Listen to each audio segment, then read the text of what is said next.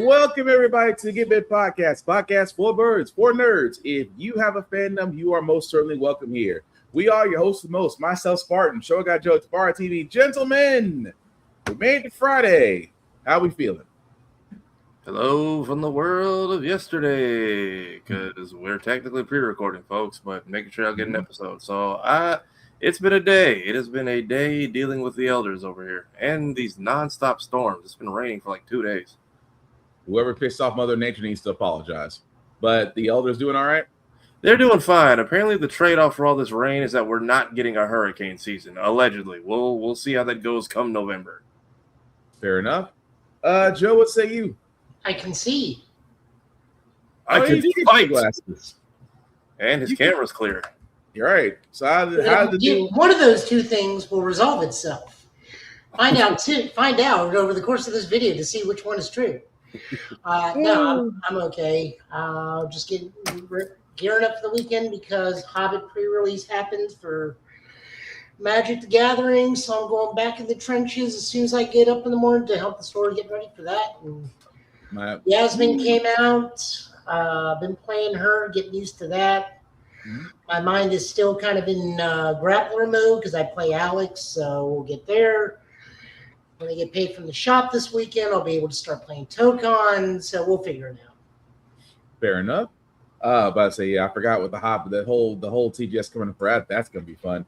But as you can see, guys, we are a little bit on the leveled up side, so we do try to watch your language. Words fly. At the same time, we do show trailers from video games and movies that might be too intense for younger viewers. So viewer discretion is advised. Aside from that, welcome. And like I said, we are starting with the fact that some things may not be for kids. We are getting a Robot Chicken. I know Robot Chicken is still around, and if you haven't seen Robot Chicken, hopefully you're old enough to watch Robot Chicken. What were you gonna say, Tafara? So I haven't watched it, but this is like a Cartoon Network / Adult Swim celebration. Mm-hmm. So the older you are, the more you're gonna catch the reference to everything in this. So apparently, Robot Chicken is one of those shows where it's like they don't cancel it, but they just don't have a new season for a while. Right. Adult Swim, I'll give them credit. They leave a lot of shows in limbo because, I mean, look, we're right back to having regular shows, Steven Universe and Adventure Time again. But yeah, this is apparently just a Robot Chicken love letter to everything Cartoon Network or Adult Swim has ever aired. So I'm looking forward to it. I remember watching the Star Wars specials were great growing up, so I think this is going to be hilarious. Fair enough. If you haven't seen it, here's a trailer for the new special. It was the 25th anniversary of Adult Swim. We'd all gathered for a celebratory cruise. Permission to board? Welcome aboard. Hey, did you pack anything? Rick and Morty. Oh, they're way too important to be here. Great, freaking locked, stupid Earthlings. Look, it's Tim and Eric. Where's this going, Mr. Birdman? Where, you ask? Judge Mike Tyson. Tsunami! Hey, you guys want to explain the starboard one more time? He's got a bird! It's a dead end! You're making my junk huge, right? You just have to believe! There we go. This is the place! Oh, there we go. Jay safe. Problem solved.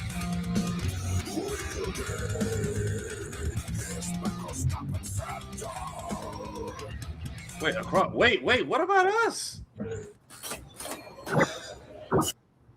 Well, this is the European trailer. Yeah, I think this is the European trailer, Tafara. I almost said Chad. Okay, adults. Okay, I was going to say, because I've been seeing some other cartoons lately that are like, yeah, it's going to be Adult Swim or Europe. Yeah, Children's Hospital, Oral, Venture Brothers. Yeah. Apocalypse. Hey, look, there's your new Smiling Friends episode. China, Illinois, Xavier Renegade Angel, Robot Chicken, Venture Brothers, Metalocalypse, Metalocalypse, Venture Bros, Tim and Eric, Mike Tyson, Harvey Birdman. Yes. There's a lot. I forget the bird, but I know he's from something else. Lucy Dawn of the Devil. Crows. Yeah, Your Pretty Face is Going to Hell. Black Jesus. That is a lot. Yeah, an actual Death Clock performance, The Brack Show, C Lab 2021. Yep.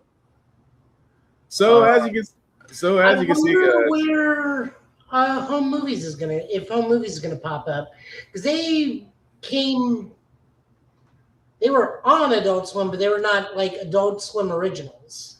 True. I wonder, is that does the same case go for the Oblongs? Yes. Yes. Okay. Oblongs and Mission Hill were originally on UPN. Okay, because I was like, there was a couple of them, and like two of them, I feel like I imagined there was like Oblongs, Mission Hill. There was another one called Baby Blue. Baby Blues, yeah. Baby Blues, yeah. Yeah, and then I think there was another one called, I think, like The God, the Devil, and Bob. Yeah. Mm-hmm. So yeah, I guess. Oh, and Sarah, Daughter of the Devil, which I think is that. Yes, the girl with the horns. Yes. Yeah. So yeah, there's definitely a lot. That was her name. It was. No, that's right. Yeah, that's right. Daughter of the Devil, and then there's there's the other one with the workers where it's just your pretty faces going to hell. So yeah, nice cavalcade of just Adult Swim. Also Boondocks. I was like, where are Huey and Riley and all of that? Black Jesus, cool, but like, where is, unless they just couldn't. They've got to have a scene of Black Jesus talking to Huey. They have to. They have to. The only thing we're missing is a Boondocks reference in there. That or Black Jesus talking to Stinkmeyer and Ruckus. Oh yeah, some version of Boondocks. Although I wouldn't mind Thugnificent and Harvey Birdman having a conversation. Right, because we've been talking about this getting a Boondocks reunion going, and Dream kind of to do it, but like something that lets us know y'all remember that damn show. Right, but yeah, that definitely take a look at Adult Swim as that will come out, because like I said, I'm with Tafara and Joe. If they have to show more references, because again, Harvey Birdman and a pimp named Slipback having a conversation. Yeah, that would be something else. I wish. No, it would be Master Shake and a pimp named Slickback. That would see more. But say I need more shows to do the adult thing that Harvey Birdman did. Like I always say, I wish they would let the Looney Tunes show come back for a season, but like be what Harvey Birdman was. That's like allow those Hanna-Barbera or like Looney Tunes cartoons to just be actual adults in the city. Wow.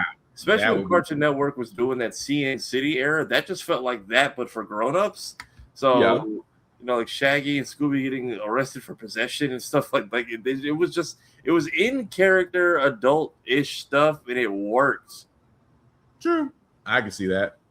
But we'll definitely keep an eye on that for Adult Swim. Like I said, like as Tafara and Joe both said, the more references you got, the older you are now. So enjoy. You don't got much time left. Anyway, that being said, Kamen Rider Myth did drop a new trailer, and to give more explanation on the show, Joe, do we want to play it or do we want to give an explanation? Well, the explanation comes, we did our press conference, so we get introduction to staff, head writers Arakawa Sensei, who originally wrote Kamen Rider Kuga. We have confirmed that this is a Zodiac Rider War. However, there are 3 missing. So that is very interesting. Also, the Chinese Zodiac traditionally does not have a cat, but some Zodiacs do, saying the cat either ate the mouse or tricked the mouse to not showing up. But you'll notice the ox, the pig, and the dragon are mysteriously missing. So my thing is, mid-season boss is going to be the ox, and then the pig's going to be like the grunt for the main bad guy. That is purely conjecture on my part, but I did notice that the ox, the pig, and the dragon are missing out of the ones that we are getting introduced to this. But it is a full cavalcade of riders. All right, here's the trailer. Also, it's 55th anniversary.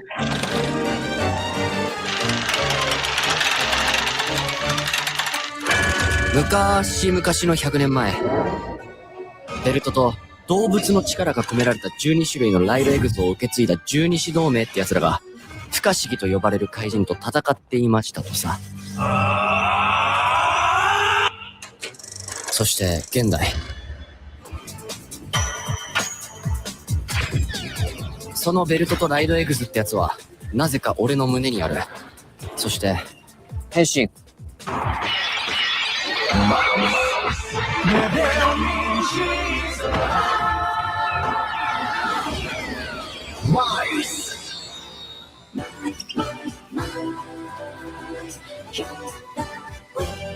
ケナお嬢様、もう朝食を召し上がらないと遅刻なさいますよ。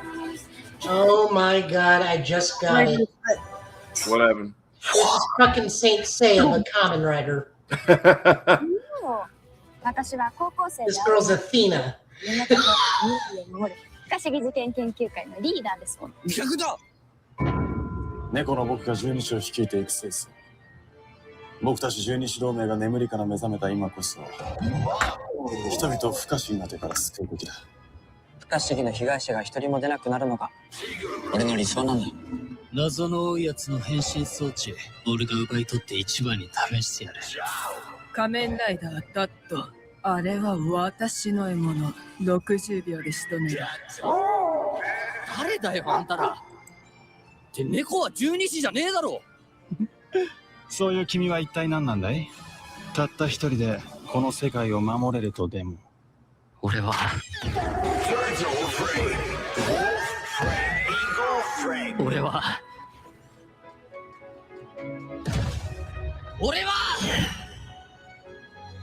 お姫様の命を守るだけだ。新番組仮面ライダーマイス、9月6日日曜午前9時スタート。悪いが卵はもらうぜ。Okay, I can say it now because it's time to get the audio issues figured out for my setup. First off, even though he might be the villain, I need to get to this part. This part's gonna bug me. How clean can you be, sir? A pimp named Ryder. You came out, for somebody that's supposed to be the villain, he is the cleanest villain I have ever seen in a Kamen Rider episode. This has to be a Demon Slayer reference somehow. Yes. That or everyone saw Demon Slayer as like, get them a hat and a cape now. I mean, this dude came out. If anything, you will know that the drip is nice. But no. Again, it's fine. It's interesting when they were talking about Zodiacs. And like you said, Joe, that some were actually missing. And the fact of, again, the villain still kills me. We just all taking the Muzan Demon Slayer reference all the time for all other shows now. That they said it worked once, run it again, and then the flashback because of the clearly lighter or the tint we're putting over this. True, but it's interesting. I will say that it's a different approach to almost after watching Kamen Rider Zets and a few other ones. Black Sun is still my favorite, but I'm not against this. But my question is he going to have because they're looking for the eggs? Or Joe, you might know this question. Is he going to have different transformations outside of the mouse? Those additional beasts or those additional animals we saw, not the Zodiac ones, but the non-Zodiac ones. Yeah. Those are might in what are called frames. Okay. So they are like utility forms. Okay, gotcha. Because I thought he has a hedgehog form, and we saw the other forms debut. Because I thought it was going to be different. I mean, from when you first look at it, it looks like it's different forms. That's why I was like, oh, it's just like Zets. He's going to have different forms. He is. But, okay. So that makes sense. But no, the villain just kills me. Like, he's like, do you think you can save the world by yourself? And what were you saying, Joe? I couldn't respond to you when you were saying. It just dawned on me that this is half the plot of Saint Seiya.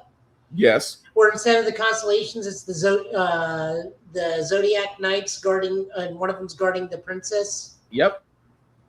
There's the dog, there's the ram.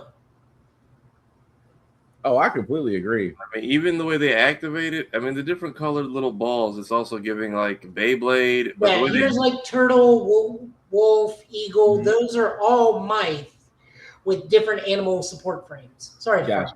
You're good. And then when they activate it, it's also giving Bakugan Brawl a little bit. Oh, we bleed in this show. Yeah.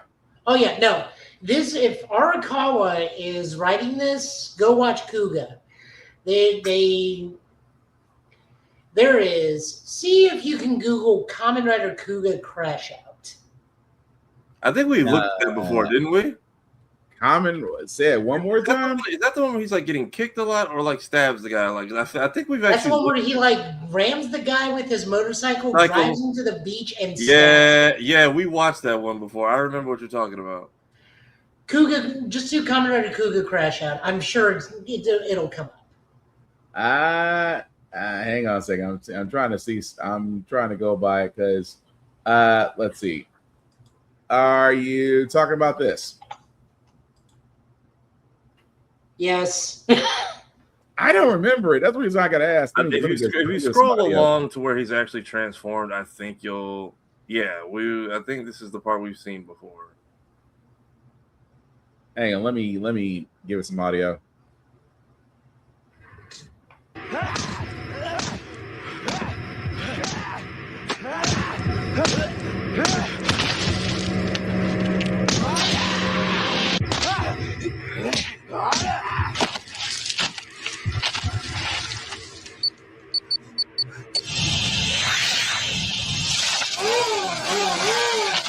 It is my bike now.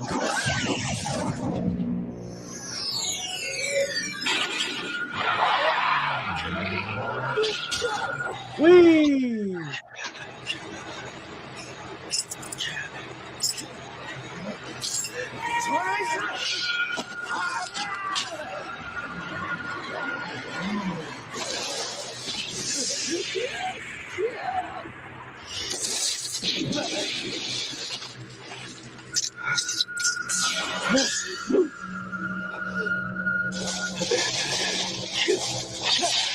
Now, for context, Titan form, which he's in right now, is not a speed form. So this dude knows this man is slowly walking and is going to be his death. And now he's in an amazing Titan form, which is a power-up.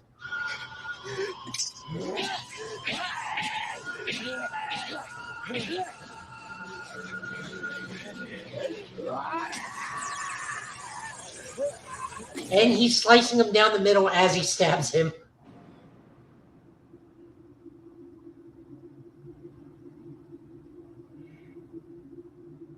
And then mild allusions to Ultimate Kuga. Okay. God dang. Oh, yeah, no. The guy that writes Kuga is writing Knife. We're going to be in it for a body count. I'm like, I've seen Pissed Off, but you transformed, rode him out to the middle of the lake, and decided to just Dexter slowly deathlock that man. We'll walk him down. Man, you gotta be a pissed off guy. But I love that transition, because speaking of pissed off, Joe pissed off somebody.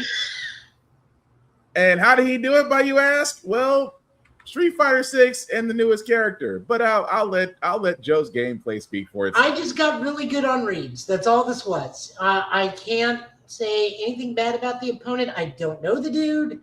This was rando online, and I just he made him rage quit. Here you go. You repeat one combo over and over again, and I'm getting hit by it. It is not their fault. It is my fault. So last match I got paired up against a Modern Narissa. Modern Narissa plays very simplistically, so that was my fault that I had lost. I take ownership of that. You better deliver. Let's see what they try and do here in this first round. I hope their training paid off. Goes for the throw. That was a good one. Caught in the crosser. At this range, mini attacks to make. Hold your breath. Ooh. Okay. For the overdrive part, the attack only gets a little more damage. Can they utilize the corner? They're fine. So like I said, all this was just good reads. That's all that was. Oh, that was a perfect? Yeah. Did I just get disconnected? Hey, violence may not always I did. Wow. Matchmaking will be restricted. How is that your fault? No, it gives it to both of us. Okay. So see, here's because of disconnection. No, so it shows that this guy disconnected. Not me. Okay. And then I do then I be petty and just friend request him. You will try to be friends with this person because they got shut out.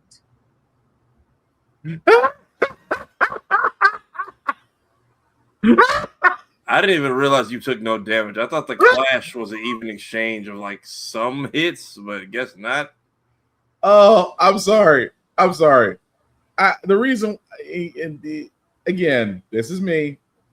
I thought the whole thing was Joe's not a petty person. Let me say this off the bat. Joe is not a petty person. Unless it's Hal Jordan, and even then, that's a bit. Is Joe highly competitive? Yes. Kind of. If he's figured out how you can play, is he hard to beat? Yes. Kind of. You know, because you got me a few times in 2XKO. But the reason why I laugh, and I know we shouldn't laugh because we should encourage fair gameplay, and especially if you're playing online, you should always be courteous to your opponents and things of that nature. But Joe literally dog walked him to a perfect KO and made this man rage quit before round 2. Damn. And although Joe was being very nice, again, Joe is not a spiteful person. I will defend him on that.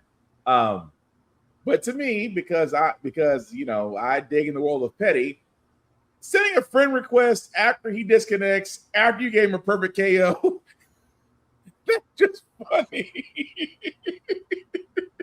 Someone actually asked me online when I posted this, like, why did you not block him? Why'd you friend request? I was like, because he could have just had enough time. He can contact me anytime he wants and wants to run it back. I'm down for it. It's not a big deal. And again, Joe is being completely sincere. It's just the petty side of me is going, you sent him a friend request after you whooped his ass. I'm sorry. And again, I'm defending Joe. He is a very cordial, very nice online player. He is not petty, unless you push him, and then that's on you.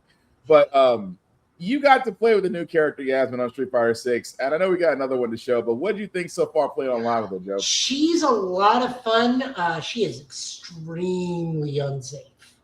Like, she has a lot of stuff that's not safe on block, but she is a light confirm monster.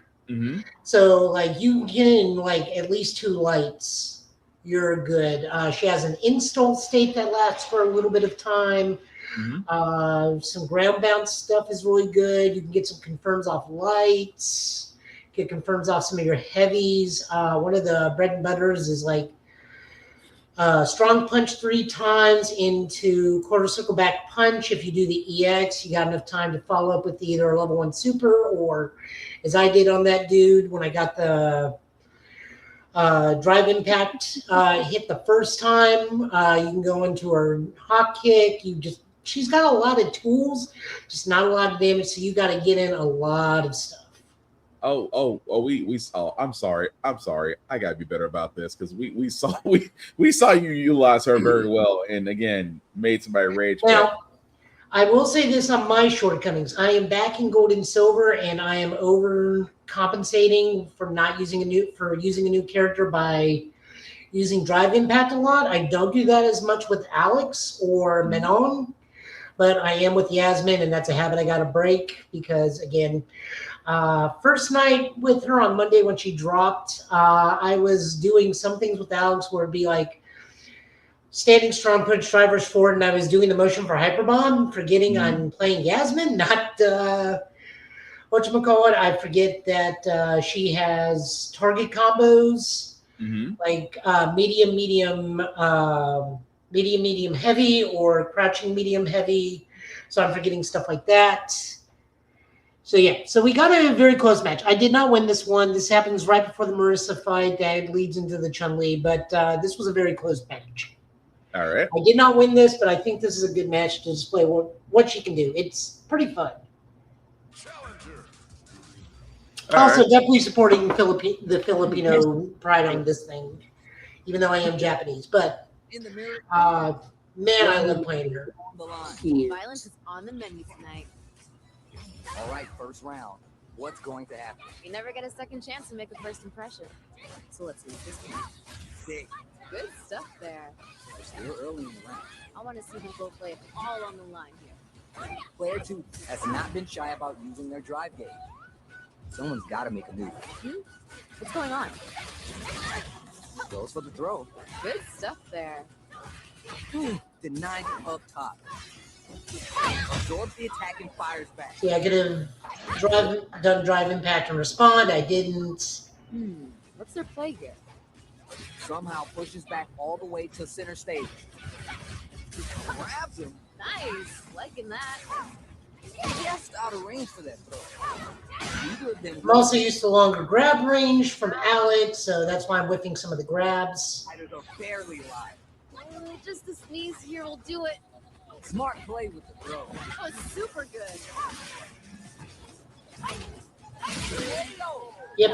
They ain't getting up. Thought she wasn't safe on that. She might have used the light. We're gonna see a blowout real soon. Also, I did commentary while doing this. So. Yeah, it's really anyone's fight right now. You use a different mic during these streams? Painful, but you know what. I used the PS. I'm just making poor decisions all around. I used the PS controller mic. All right, fair enough. Because I'm streaming directly from the PS5. I found a way to stream via PS Remote on the PC, so the next couple of streams will be better. Okay. With this, and with they're wide open. What a smart throw. Doesn't get any better than that. Tried to act quickly, Huh. but risked the attack. What are they going to do? Use this as God gave. See, again, I'm over relying on drive impact, which is on me.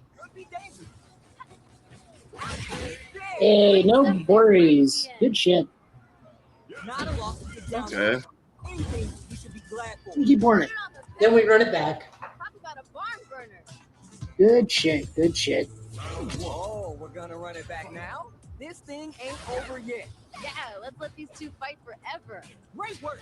Just like that. Time to hit the gym and retool for the next match. It's the start of the round. How will they start their approach? I mean, it looks like you guys are both trying to go for the who's gonna get to the ground floor first. No, whips the drive it back. What's their play here? Nice, liking that. Nearly everything she does is unsafe on block. Yeah, but it's also close fighting too, because y'all are right on top of each other. Yeah, no, like I said, I know I lost this one, which is fine, but this was just a good fight. That last round is pretty ugly. Also, she has a Goku outfit. I've seen it in a while. Does she really? Yeah. She really does. So one of her colors is her uniform is completely orange and blue, and the hair highlights are yellow. Okay. Here we go. I want to see them put on a show. Time to take this momentum and go for the I just see nothing but counter to counter. Maybe Yeah, a like I punch. said, it's a good fight. I know I lost, which is fine. See damage here. I want to learn. Smart play with the throw. Goes with the safe stuff with that target combo. Amazing awareness there. Needs to find a chance to seal the deal here. Oh yeah, they're getting uber aggressive. We live for these kind of fights. Time to take this momentum and really run with it. Well, it's my fault for not guarding properly. One more attack's gonna do it. Come on. Damn. Yeah, no. Ultraman Buzz Disc Frame Trap. Okay. Jesus. I mean, it was a good fight. I can't knock it. That was a good fight. Solid stuff.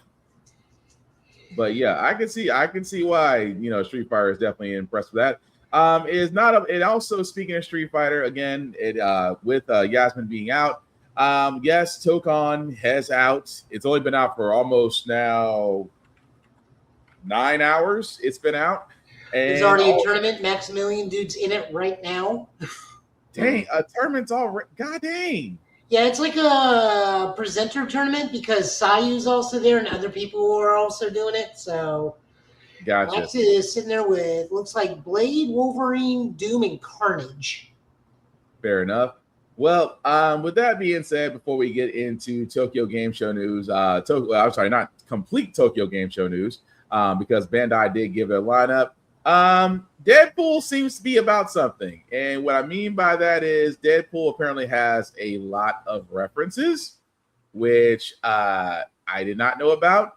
So again, if you haven't seen it, we're actually going to go ahead and play it. Spoiler alert, because if you haven't played Toton, These are all the references so far that was found. I'm pretty sure there's got to be more, but this is basically all Deadpool. So we're going to go ahead and let this run and see if you agree or you might disagree with the references are.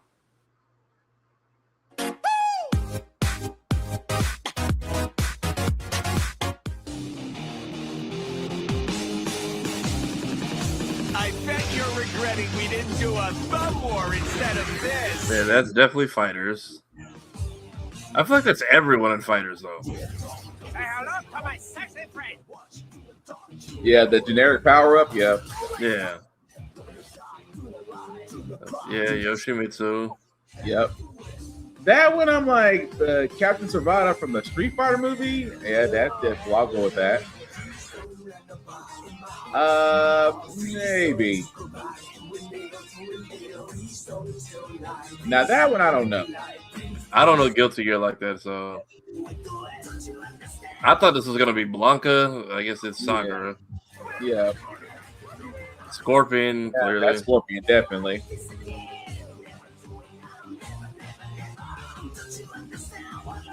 That's kind of a reach. I feel like it. That one, that definitely is. Yeah, that's definitely Moon Knight.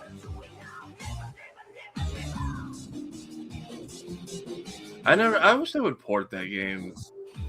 You would think they would at this point. Yeah, I'll give a second. All the All-Stars have low-key been abandoned. Yeah. I don't know if that's a Falcon Punch, but all right. That's definitely Doom's kick. Yeah, I can go with that for Fatal Fury. That feels like a reach.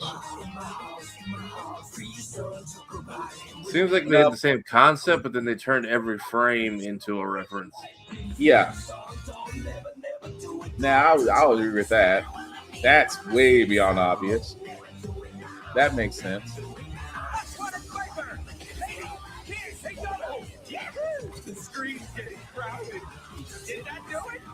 I just realized the kid has a water gun.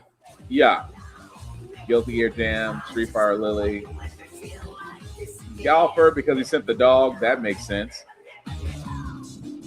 Yeah, you definitely copied Street Fighter. Hey, you should know we got the bigwigs to sign off on all this. Now, I won't say the mask, because that's too generic. Yeah.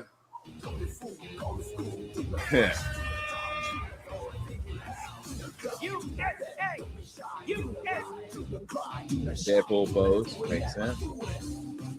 Now that's, let's be honest. You do the Naruto run, you're pretty much saying it.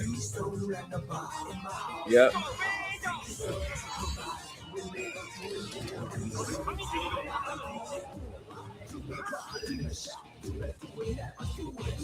Yeah, and the Kira going into the demon mode.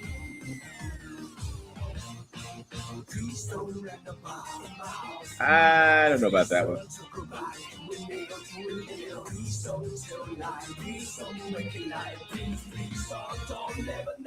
But like you said, it's amazing they slowed down the frames though. Like, you don't really have to slow it down. We get the gist. Yeah. Now the art of fighting, that makes sense. And again, if he had those hands up, Dragon Ball would be suing.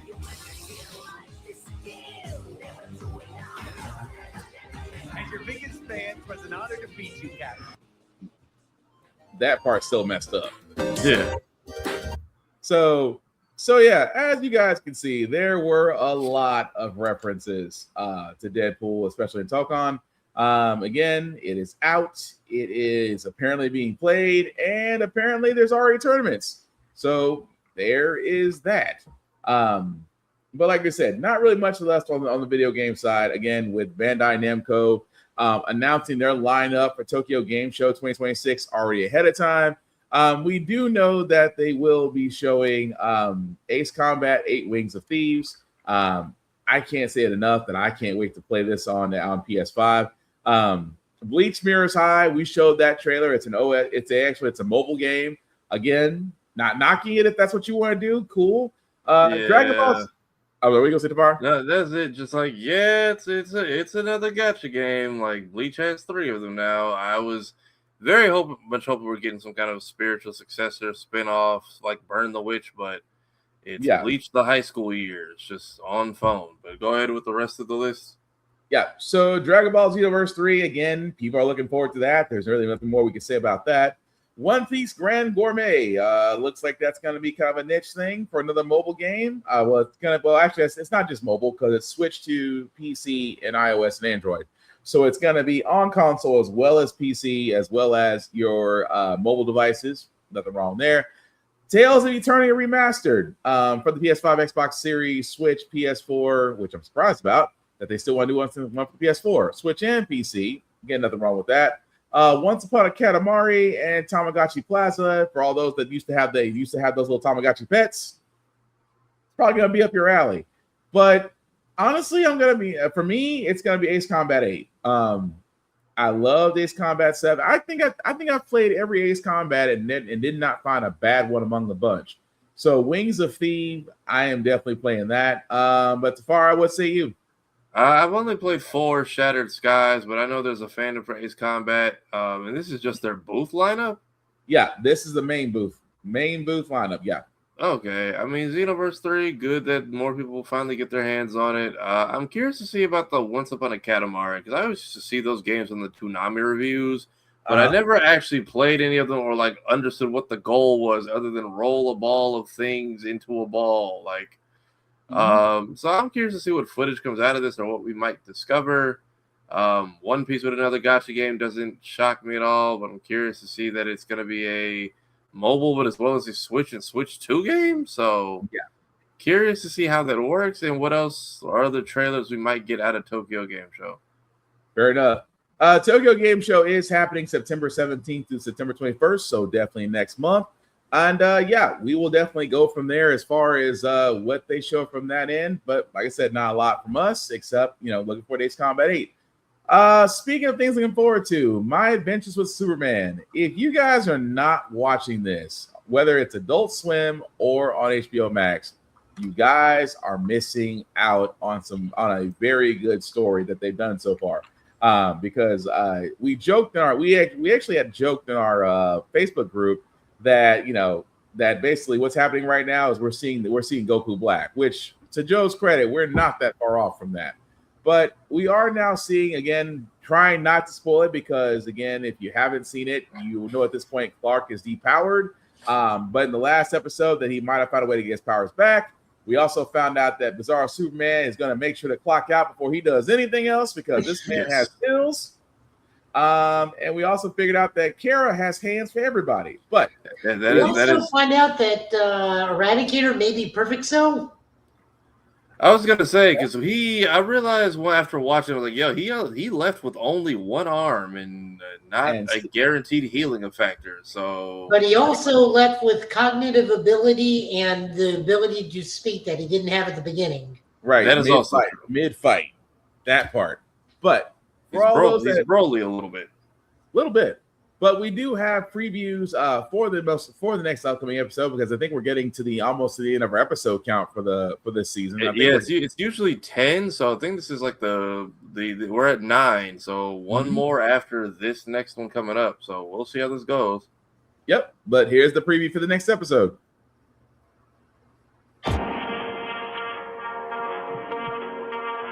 Why have you returned to us in your failure, Kal-El? You can restore my powers. Power belongs to conquerors. All you have shown us is weakness. Conqueror. Man, Gary's doesn't make you strong.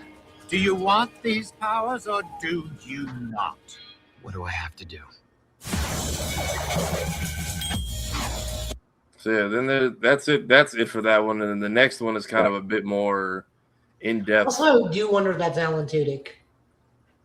I'm trying to figure, is that Gary? Is that Gary? Because people are like, oh, it's Brainiac. But I'm like, I think Brainiac just has a typical Kryptonian robot voice and was our introduction to, like, I don't think every robot from Krypton is Brainiac. Like, although I do think that is Alan Tudyk's voice. I think he is voicing him, but I haven't had a chance to check into that.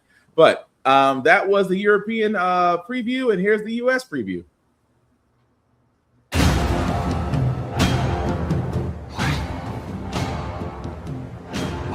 is this?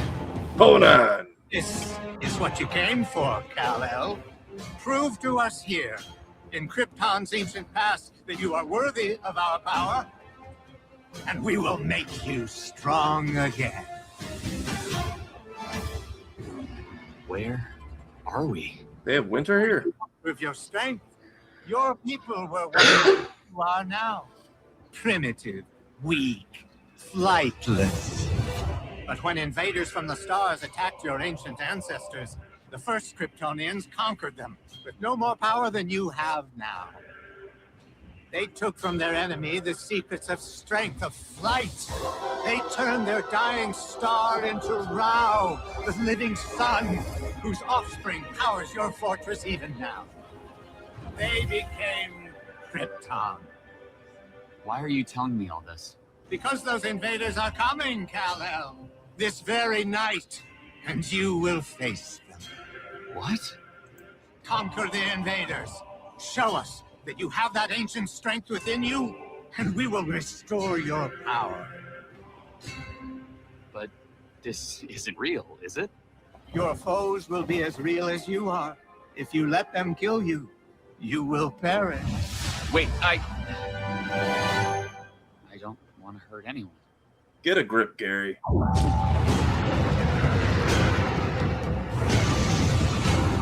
The invaders.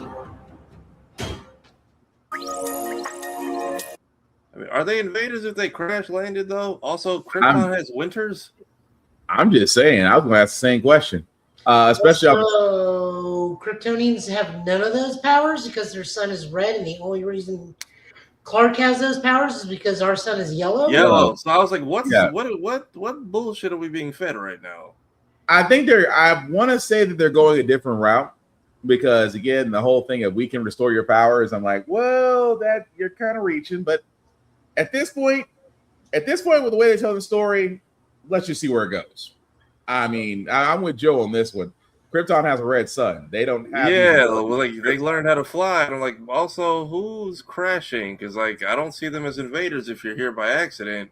Right. And also, why did Bizarro turn heel last moment? Like, how easy is it to brainwash these Kryptonian kids? Or maybe he's just stressed out after a long day of working at the ice cream shop with his pet.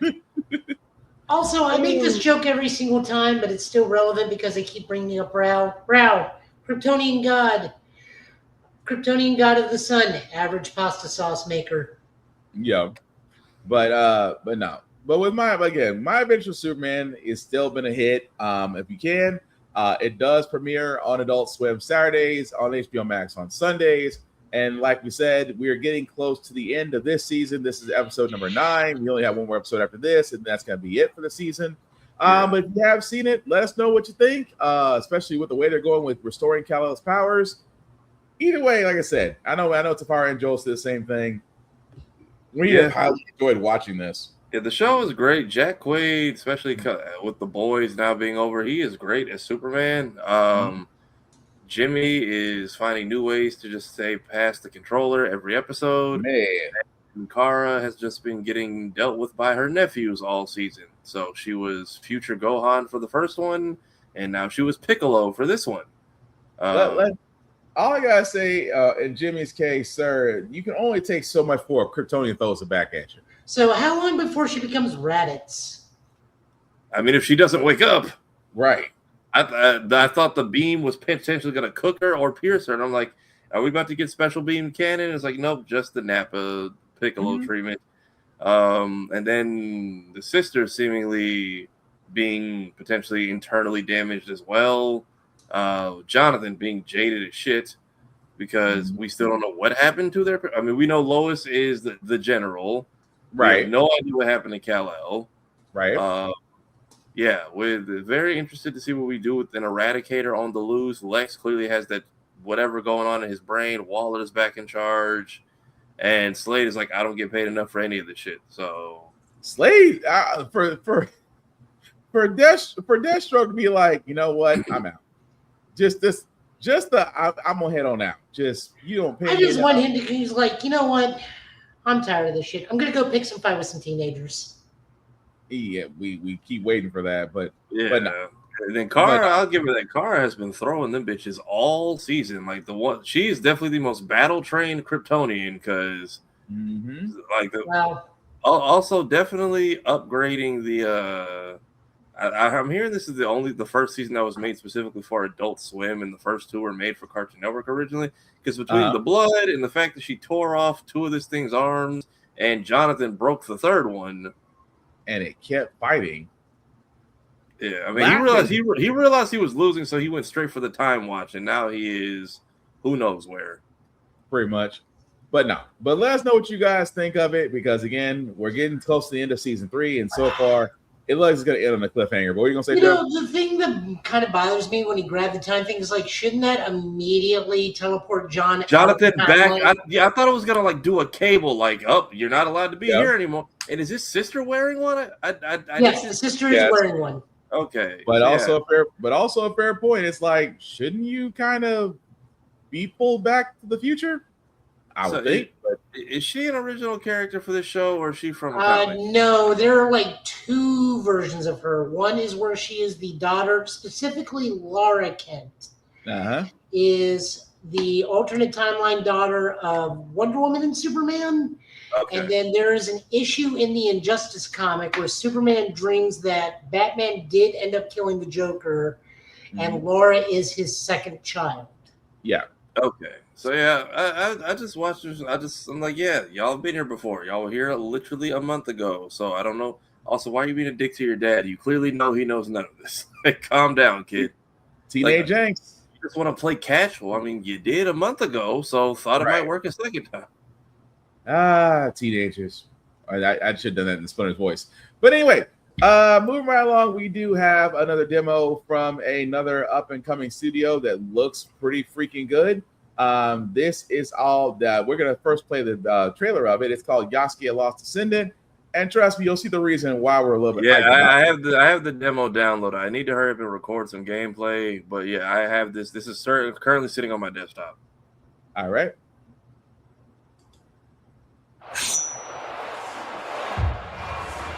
Seriously? Did you really need to turn this into an arena, Tanaka? Listen to the roar of the crowd, Mia. The people, they love me. You mean the crowd that you recorded yourself? Can't hear you. That's enough warming up. Time to show my style. Oh, is this like Mirror's Edge? Let's go. A little bit. But also. Oh, it's Shinobi. A lot of elements of all of it in there.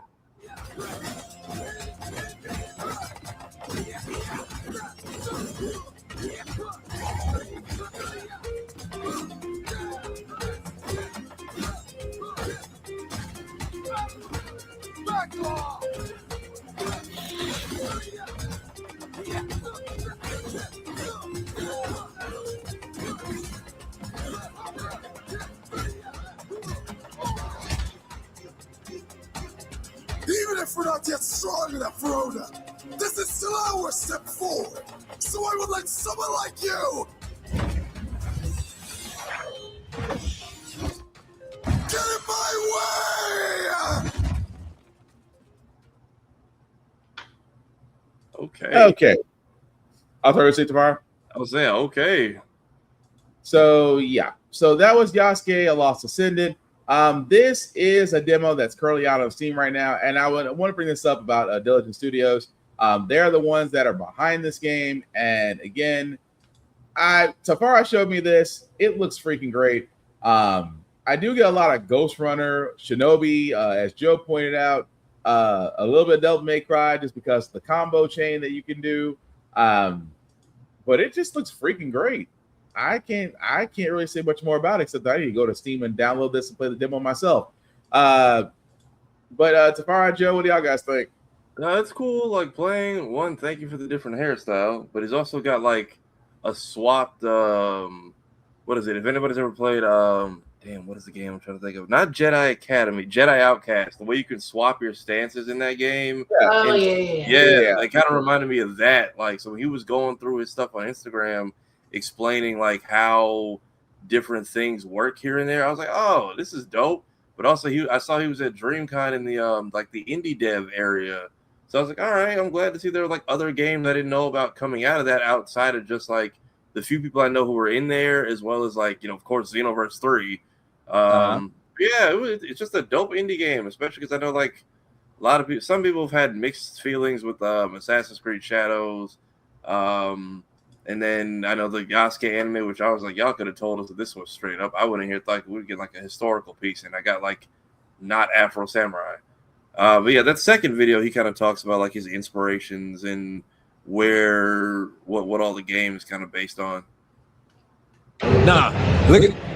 Nah. This is Yasuke, A Lost Descendant. It is a story action hack and slash game mixed with a lot of parkour elements as well. We want this game to feel both nostalgic and something unique at the same time. A lot of references to games that you may enjoy, things like Devil May Cry, things like Asura's Wrath, Sunset Overdrive, and a whole lot of things. And coming into DreamCon is honestly a blessing. People are enjoying the game, loving the game, and we're just here to let people see what we're creating. And we're hoping DreamCon is going to be able to push us even further. This is based on the real historical samurai Yasuke and a descendant of his far in the future. So taking that element of the real history mixed with our own what-if storyline, you then take the other characters and people from that story to now come in. This QR code will take you to our Steam page at Yasuke the Game on Twitter, TikTok, Blue Sky. You'll be able to find us as well. We do have a Discord as well on the Steam page, so you'll be able to find it there. And just making noise about the game, playing it, wishlisting it. This is what, as we're trying to get publishers and funding right now,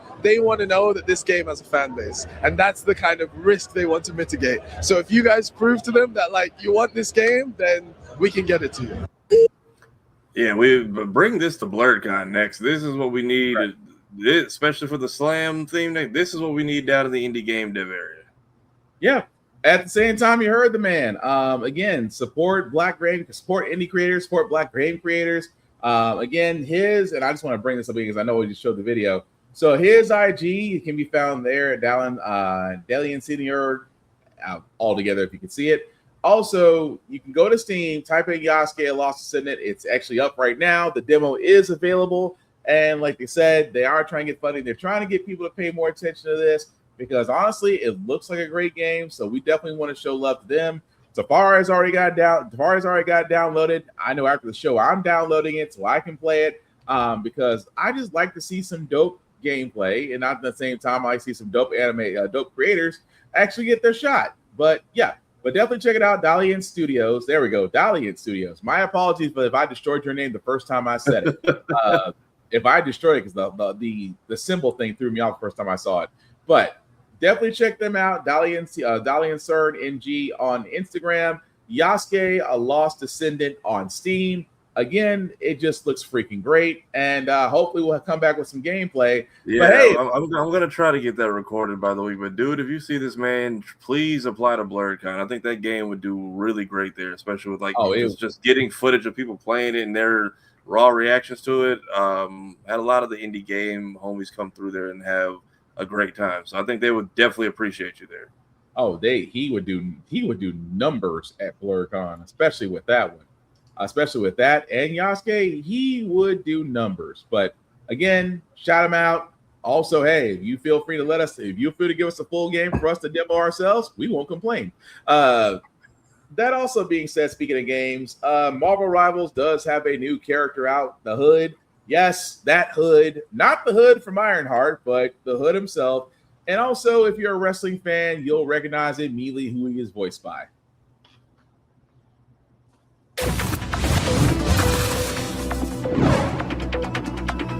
Step aside. The Hood's here to finish this.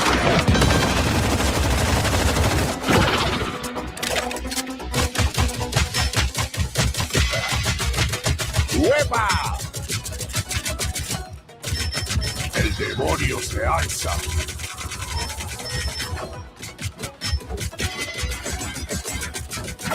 Sucker. Screw the boy.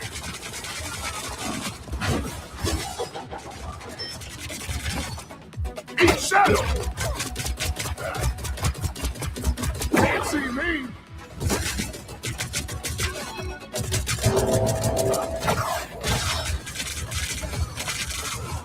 Time to unleash the demon! Face oblivion!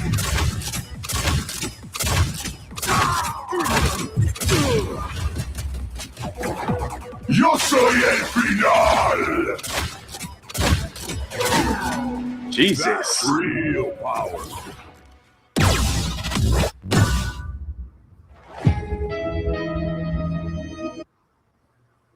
All right, so that was the trailer of The Hood, as he will be on Marvel Rivals.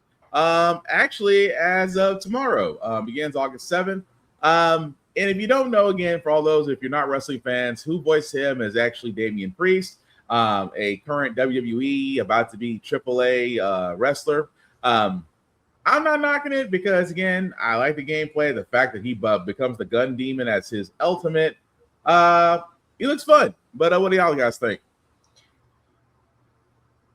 I would say so. How is this? How OP everyone was expecting him to be in Ironheart versus kind of the direction they went? More or less. Like they literally won. I mean, and again, we're not knocking Ironheart. Again, we thought it was an okay series, but for Marvel Rivals actually entering in the Hood after as far as our current season, I knew they were gonna have to amp him up a little bit. That just made sense. But yeah, the whole thing about him being the gun demon, that made sense to actually use him that way. But yeah, he just looks pretty cool. But what say you, Joe? I mean, it's cool. I've already seen some of his interaction videos. That man hits on everything that moves, with the exception of Penny. He just like talks music with her. Thank God. Fair enough. So the whole gun demon thing, I was like, you know what? That's a good aspect. So I will say that. But yeah, but as you can see, guys, you'll get to play with him tomorrow. Actually, at the time of this recording, you'll get to play with him now. Because I forgot we're on Thursday recording this for Friday. So definitely let us know what you think. I know my son, who plays Marvel Rivals, will turn around and let me know what he thinks of him and probably play with him because he's too busy. He's too busy playing with the other heroes at this moment. But yeah. But speaking of things that we do know, because outside of the fact we do know Emma Frost has got her casting for X-Men, we now have a Cyclops. And as Joe put it, what did you say, Joe, that the love triangle has been completed? Well, one of the first love triangles. We got to get that Wolverine in there for the other love triangle. Oh, that's going to be a while. But the gentleman that you see there, I was going to say, what is his name? Kit Connor. There we go. Sorry. So Kit Connor, the gentleman you see right there, has been casted in as the leader of the X-Men in the next Marvel Studios X-Men movie. Beating out thousands, also joining Samara Weaving as she has been cast for Emma Frost. He'll be taking on the man that apparently will eventually, well, I was gonna say either he gets punked by Wolverine or he'll eventually get tired of Wolverine's crap and punk him out. I'm not against it. I kept hoping they would go with a couple of unknowns because outside of today, I do not know who this actor is.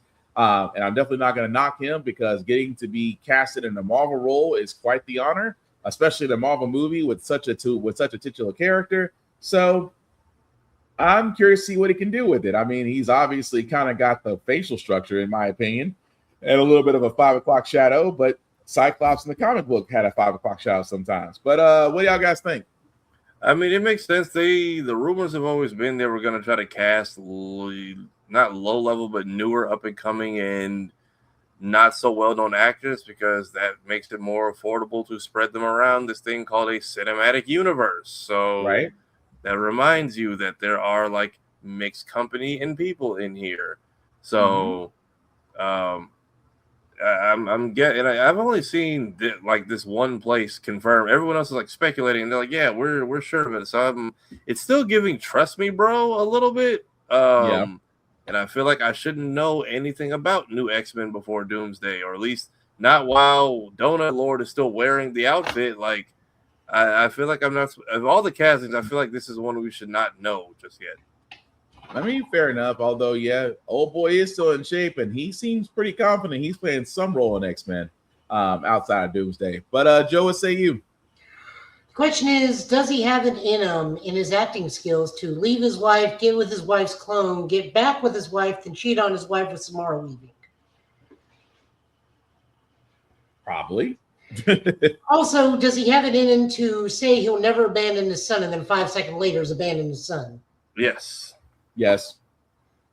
He probably can at least do that. First part might be a little bit trivial, but yeah. But no, like I said before, he looks. I mean, as far as his facial features, as far as what we believe for the role, it matches. But Yeah. like I said, but no, go ahead, So the Joe. only thing I really do want to know, and we made this joke at the top of this part, how young are they going to cast their Wolverine? Or are we going to get a Wolverine? Well, we have to get a Wolverine because we're getting Emma already. So, But I'm also like, where does Wolverine fit with? We have a just random one in Deadpool, unless he just lives in the TVA now. Right. It could be a different Wolverine. I mean, it could be the Calverine.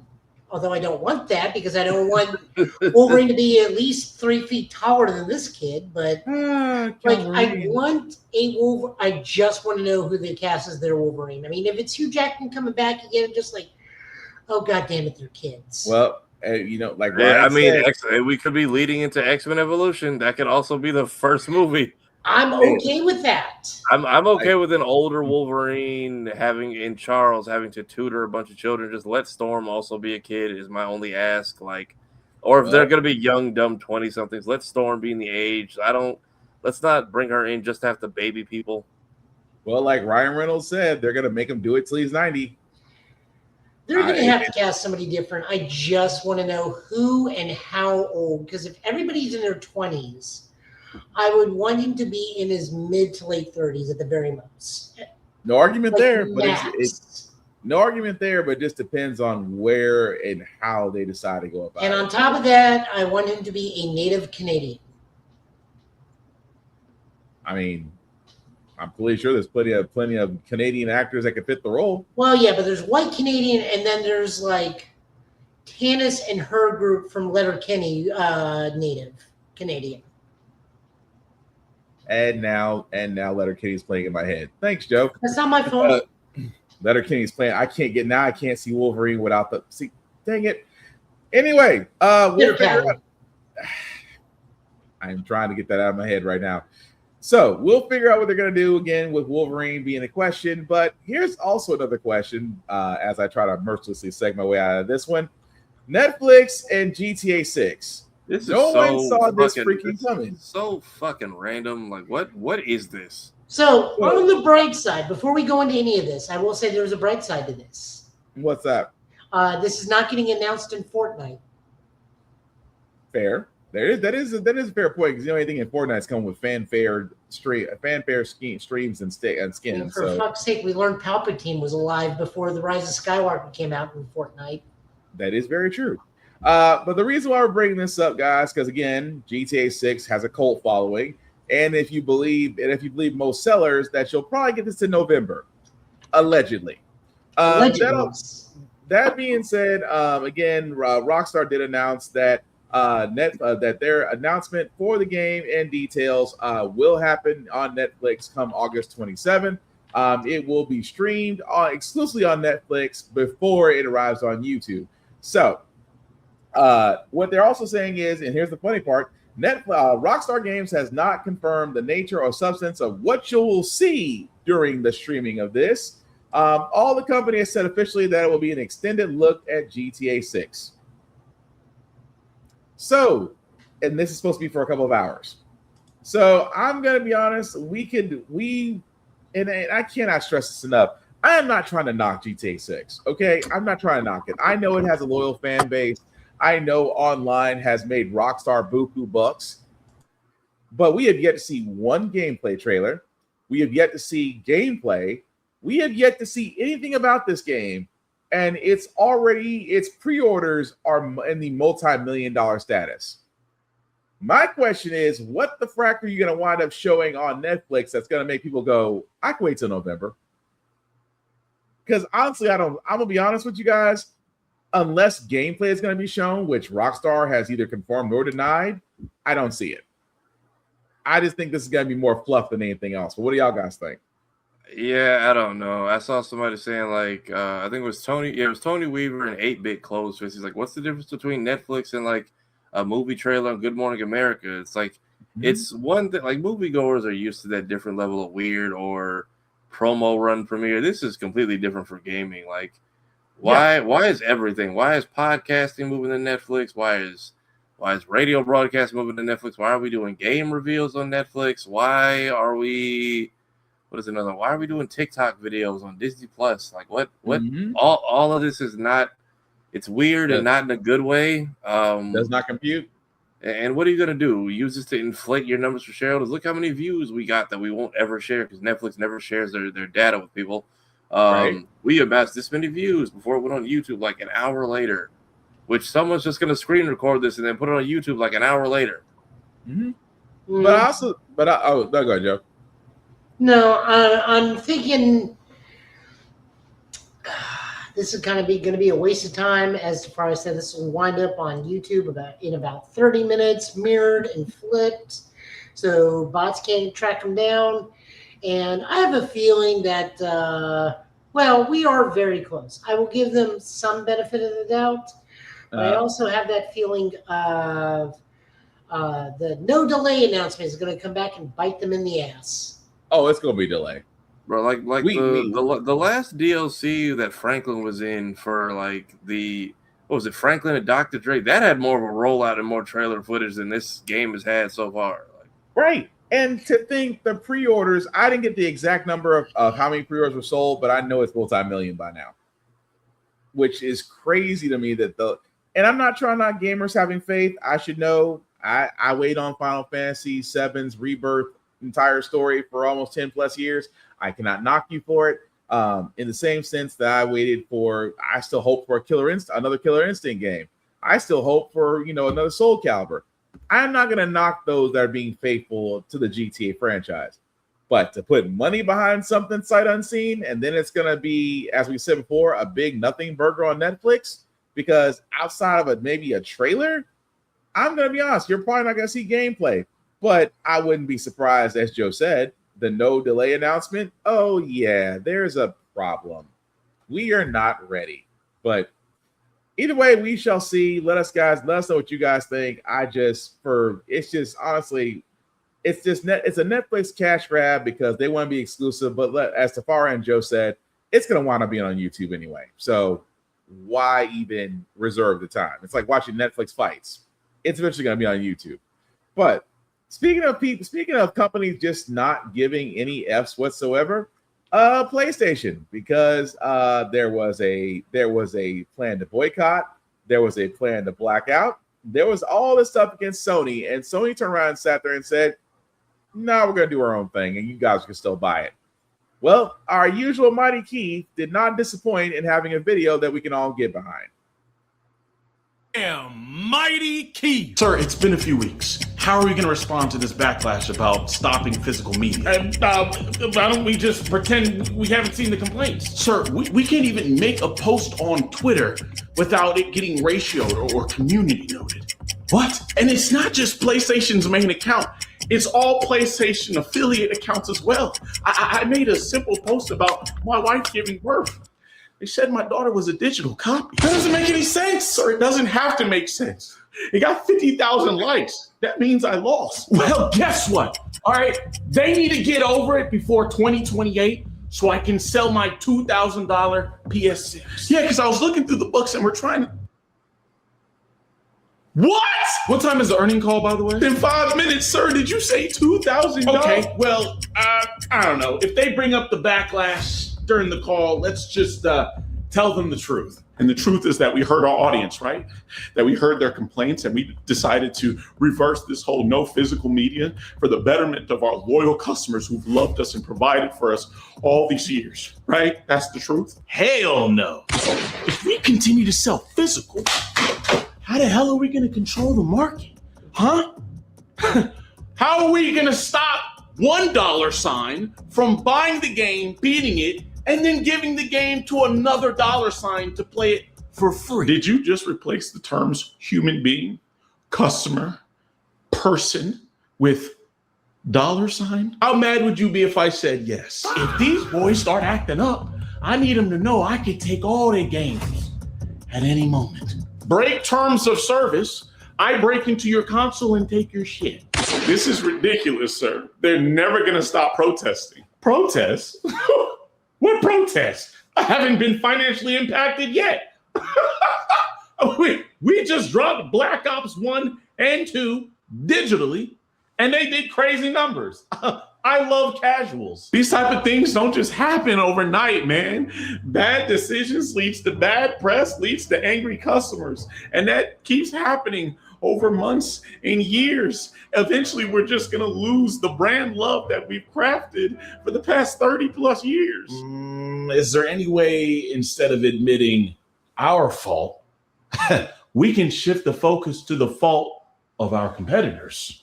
It's a cycle with all these companies, man. Xbox screws up, and then we screw up. And then Xbox screws up, and then we screw up. And what about Nintendo? This company's ran by children. Goo goo gaga, nigga. Completely lost touch of what made us who we are. The earning call is about to begin. Please don't say anything that's going to make people hate us. Please. Or that's just crazy. I mean, he ain't wrong. He ain't wrong. No lies. I'm just saying he's not wrong. So but whoever runs Domino's socials has been going in on them for like a month now. I don't know who is behind that account, but they've been having a petty party in those comments. I have a theory. Somebody from Wendy's got fired. Somebody from the Wendy's social team got fired and got hired at Domino's. I'm just saying. Wendy's not firing the way she used to be on her socials, but Domino's kicked it up a notch. There's a reason for that. According to her, their new CEO, Ron, they are trying to get back in good graces. Right. I'm just saying, just godly. But Speaking of pizza, go ahead. I do want to segue into this. We all saw Spider-Man, correct? Yes. Yeah. Okay. The greatest sin, in my opinion, in that movie is he is in New York City. We all agree. I know where this is going. Okay. How the hell, and I understand product endorsement, how the hell are you in New York and you order Little Caesars delivery? Once I saw the boxes, I was like, oh, there's the product play. I'm like, I'm sorry, but I know where Peter's at in the grand scheme of things. I went to New York City. I was near that street. I remember that street. You are near, supposedly, a Two Brothers Pizza where you get $1.25 a slice. Oh, if never not, mind. At least $2 a slice. All right, that beats my argument. I was gonna say, hey, that $5 hot and ready, maybe that's all you can afford. All I can sit there and say is, thank God, Geek by Heart. If you are watching this by now, Room Full of Blurs. If you are watching this by now. Now, Kira could probably back me up and probably find even better pizza places, but Kira will be my brother in Christ, dropping you are fire right near a Two Brothers Pizza. How are you ordering Little Caesars, aside from the fact that it's just blatant product placement? Okay. I'm just saying, Kira of all native New Yorkers will be firing from the heavens like that.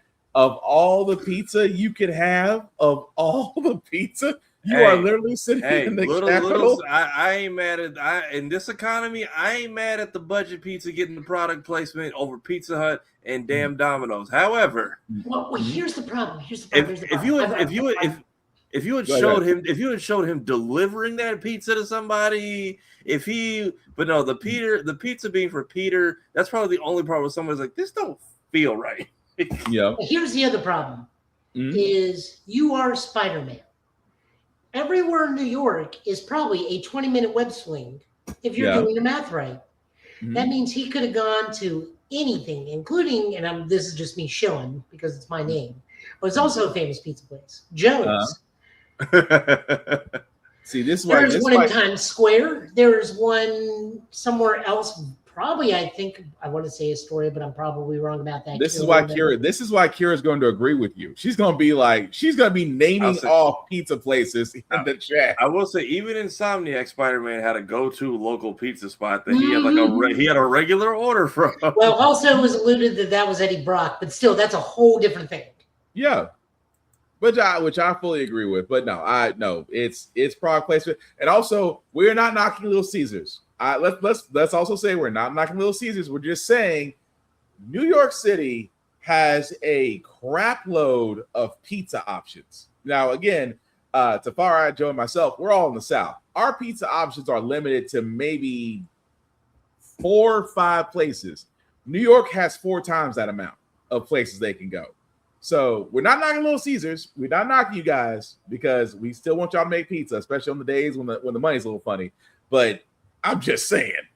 Yeah, I agree with Joe. The Weberoni pizza, like it's just shredded pepperoni. It's just fun for the kids. Like, hey, this is pepperoni pizza just for $1 more for the box art and just remixed. But you live in pizza utopia. Yeah, I can't disagree with that. I'll say People that. also pointed out that he's got like a fabricator and all these things. Like, no, he inherited those and took those with him for when he got all that stuff from Tony Stark. That's fine.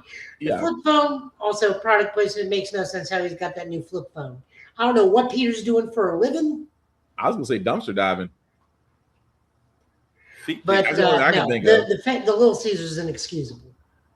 You know what? You know, if he had, because he's not doing delivery, J. Jonah Jameson was just missing from this movie. If they had showed like the pizza being at Ned's party, or like Peter swiped one, it was like, hey, look, I brought a pizza, and that's how he sneaks into the party. That would have made more sense. But yeah, him eating Little Caesars, I'm like, all right, we get it, product placement. No, not even him eating Little Caesars. Him getting Little Caesars delivered. It's still. Kira, we know Kira. If you're watching this, Kira, and I can just see her firing from New York right now, we know. But no, Joe, we all agree with you. It's again, Little Caesars, we're not knocking you. It's just that from a New York standpoint, y'all could have slid that in there a little bit more. Like, yeah, it could have been a little bit better. But speaking of that, though, speaking of movies, Coyote versus Acme, that is the next movie to be coming up. I think that's the 28th, isn't it, Tafara? He's muted, but yeah, coming out at the end of the month. I thought we were going to continue on Spider-Man, but no, what are you saying, Joe? I thought we were continuing on Spider-Man, but if we want to move on because of time constraints, by all means. Yeah, because we're gonna give Spider-Man its own time, but we still have a few more trailers to get to before we get to that. Yeah, we got end of the month. Last weekend of the month is Coyote versus Acme. My bad, I was time stamping, but yeah, Coyote versus Acme will be on the 28th. So got a couple weeks, and we are in full promo mode. Yep, and with that being said, we do have a new clip from the movie that you can enjoy. Mr. Coyote? Coyote. All right. Well, how can I help you? Oh, one of my billboards. Costs a lot of money to put those up. So you've been in an accident? Do you not talk? Oh, but you have time. I don't understand. Oh.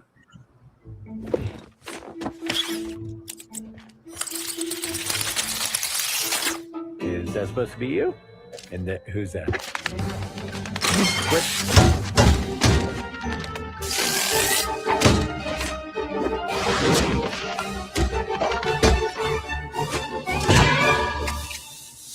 Okay. What do you? Oh.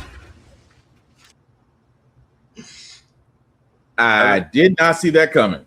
I mean, that is going to be a challenge of the movie, since this will be, because I think there's a couple of versions of him that does talk. But yeah, the fact that he is half brain, will travel. Mm-hmm. But yeah, the fact that they have to plead a case with an animal or a person who cannot speak and has a limited number of signs, apparently. Mm-hmm. And that's I'm sorry, go Joe. So the weird thing about this is he is of 2 designs and 2 different Wile E. Coyotes. So the Wile E. Coyote that deals exclusively with Bugs Bunny talks. Yes. Yeah. Wile E. Coyote that deals with Roadrunner does not, but he also shares designs with Walter Wolf, I think, because it's Sam the Sheepdog and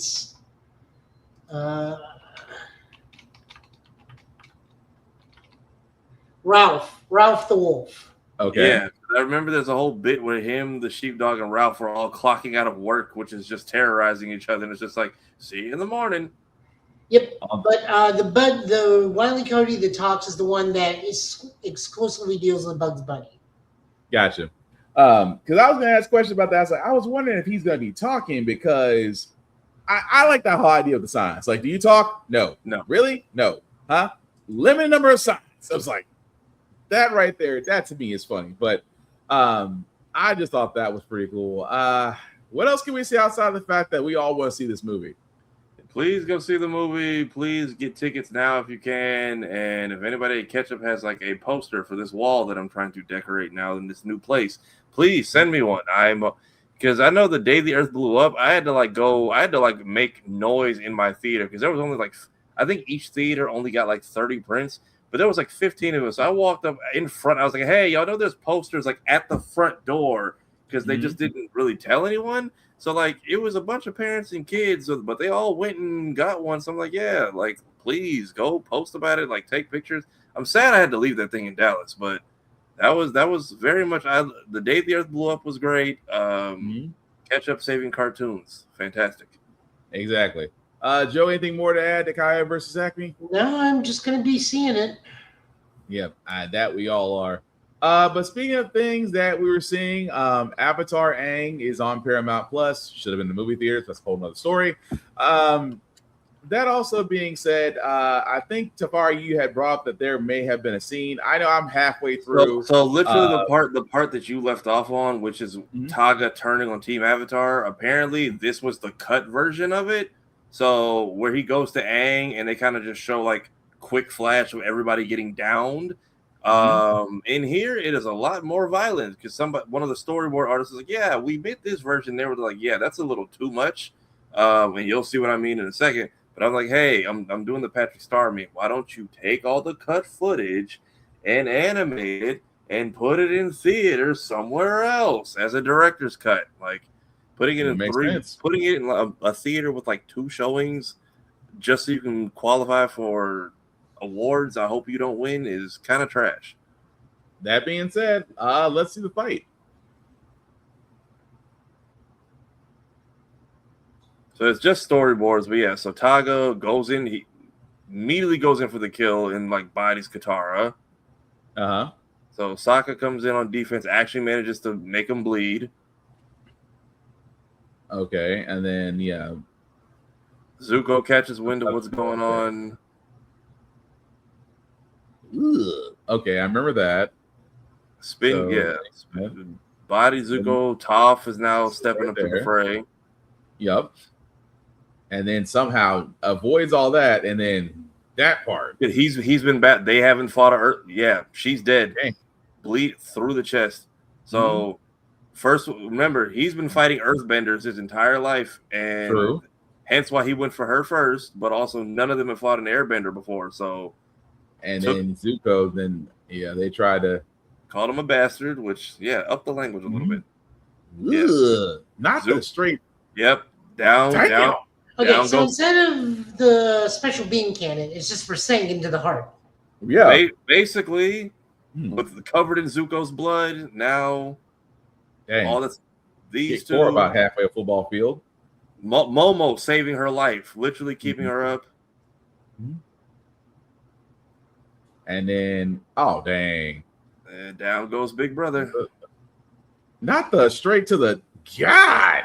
So I don't know how his airbending works because he's not like puncturing them, but he's like knocking the wind out of them like permanently or something. Well, I mean, it's almost like a pressure bullet. I guess that's what it is. It's drawing blood. I mean, she tries. She was gonna go for blood too. Yeah, so they all straight up died. Like there was no. I didn't realize in the movie that they died. I thought they were all unconscious, and I guess the healing waters of Lake Minnetonka brought them back. But in this original version of this, they're like, no, they all got murked, and it was a violent, bloody affair. No, they murked him in that one because you see him doing because he like instead of singing, he was just doing special beam cannon. He basically had air bullets, but also we've never outside of Zahir, we've never really seen how effective airbending can be from an actual airbending master. So I'm like, I don't know how far he's willing to go. Like, I didn't know if he was going to come back and be like, Aang, your friends are tied up somewhere or they're asleep or you better go save them. But people was like, nope, they died. and then they became old people and the baby and spirit realm things. Still, damn, if they showed that would have ticked off a lot of people. I would have preferred that. Like, we're adults now, man. Let the adult stuff, like, if you're especially gonna bring it back, like, we're all grown up. Let all this stuff be adults, because even some of the stuff they did in there was kind of ridiculous. Like, why did Aang have to climb a mountain? You can fly and earthbound. I agree.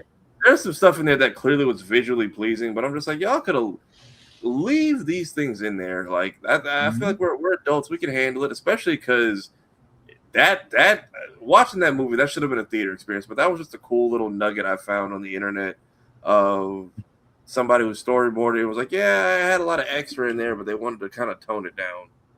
Fair enough. What say you about the deleted footage, Joe? Should have been kept in there, or should have been for a director's I mean, either way, I'm down. I mean, the movie was good regardless. So, I mean, it's literally at this point, it's personal preference. It is either they all died or Rasengan, or they all died as special beam cannon. I mean, literally, he was doing this and then pointing it at people. Yeah, so, and then in the movie, we kind of see him just like he comes to Aang, and we just watch like a quick flash of him dropping them. But in this one, it was like, no, you're gonna watch them get knocked off like the Z fighters versus 18 and 17.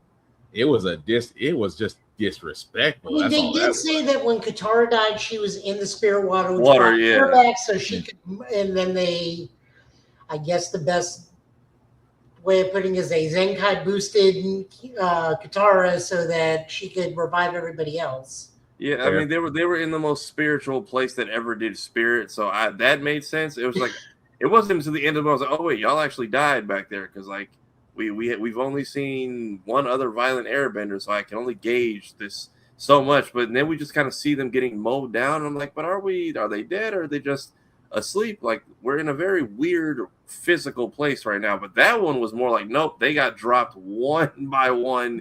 Toph went first. Toph was Piccolo, first to try and first to die. I mean, they were graphic on showing what happened to his airbenders when they. I was also confused on that. Like, why did the Earth Kingdom just piss off to their own realm and just start murking people that came near them? That's a fair. I was going to ask that same question when I was watching the movie, but y'all go ahead. Also, missed opportunity. No one got Batista bombed. Yeah, that was right there. Jesus. Well, again, if you watch Avatar Aang, let us know. So far, I've watched it. I thought it was pretty good. But then again, I'm also catching up on the animated series of The Last Airbender on Paramount Plus as well. So finally got past book 1. I'm actually in book 2 now. But one thing. Go ahead. If you cannot pronounce his name, the main villain's name, it is absolutely okay to just call him Airtista. Word. Why? We already had Blue Tista back in the day. Why not Airtista? I can't get that out of my head now. That being said, let's go on to Michael B. Jordan, as he does have a new movie after his Academy Award winning, and he is taking on a remake of a previous movie that's been done by Pierce Brosnan called The Thomas Crown Affair. And the way they're doing it looks pretty freaking awesome. It's a remake. Oh, I didn't know this was already done before. Oh, this is an old movie. It was Pierce Brosnan did it. Okay. All right, Oscar winner, go on. This my entire life. But last night, it was different. I felt alive.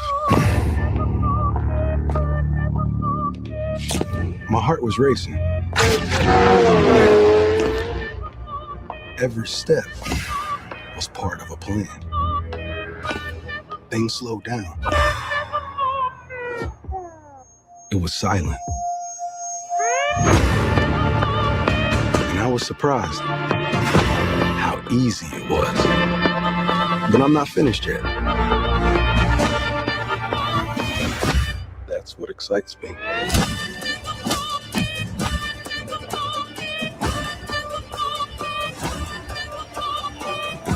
Move, everyone, move! I just had to come over and introduce myself. Thomas Crown. I know exactly who you are.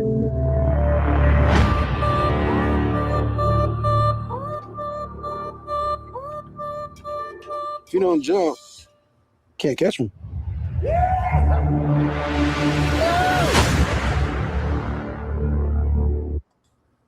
Yeah, no, I'm not jumping off that ledge. So that's the Thomas Crown Affair. Again, by Michael B. Jordan, Award Academy winning Michael B. Jordan, playing the role of Thomas Crown. For all those that are wondering, yes, this is the third adaptation of the title of this movie. The first one was done by Steve McQueen back in 1968. 1999 was Pierce Brosnan's, like Joe pointed out. This is the third one, of course, with Michael B. Jordan playing the character. Okay, so this is like what is it? A Star Is Born, because that's been done like 4 times. Yeah. So pretty much, but I'm looking forward to this just because number one, I did enjoy the Pierce Brosnan Thomas Crown Affair. I want to see where they're going with this one because again, the director of Creed 3 is behind this. If you don't know who that is, again, he's got a good track record. But I can't say no more that I definitely want to watch this. But what say y'all? So is he just a art thief? Not Art like thief. Yes, okay, I was gonna say Black James Bondish. Like, what are we? It's like if Lupin was American. Okay, I'll put it that way. If Lupin was American, that's pretty much him. Like his whole thing was that what Thomas's whole thing is he does the impossible. Whatever, no matter how much risk, if it's something that says it can't be done, he tries to steal it. So that's the whole thing about his movie. It's just he's literally daring the woman who's the investigator who's supposed to be going after him. He's pretty much daring her to catch him. So either way, looks cool. I can't knock it. But what say you, Joe? I mean, I'm sure it's going to be more action-packed and suspenseful than the Pierce Brosnan one, but yeah. Oh, it's not definitely to belittle that one. It's just I think Michael B. Jordan's willing to do more stunts than Pierce Brosnan. Of course, because Die Another Day was definitely not done by him, or The World Is Not Enough, or GoldenEye, or you know what? Let me shut about Pierce Brosnan because there's some James Bond movies I do actually like. Okay. But also our last trailer before we get into Spider-Man, our reviews, things of that nature. This one by Mahershala Ali called Your Mother, Your Mother, Your Mother, or Your Mother Thrice. Your Mother Square. I have yet to figure out what this movie's about. Do we actually know? I don't know. I just heard that all his sword training for Blade went to this movie. So I was like, you know what? That's a nice way to start the promo for this film. And this and the Michael B. Jordan, I think, are both Amazon flicks. So they're just like, hey, if y'all won't do anything, we'll take them. Fair enough. Here's the trailer.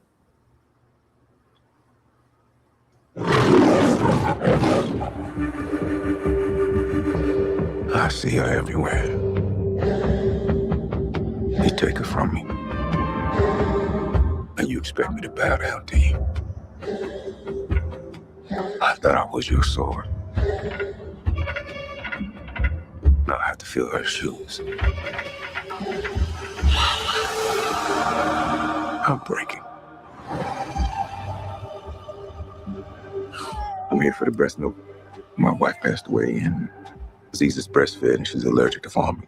I'm sorry, but I need a prescription. What are we doing? Don't get Zizi fed, that's what we doing. Latif, we have a problem. You know what I need you to do? Did you stick a weapon? No, I just sell oils and perfume. Don't underestimate Latif. It's time to put down the gun. Use a gun. I went with my own code. I see your pay. You gotta tell me what's really going on.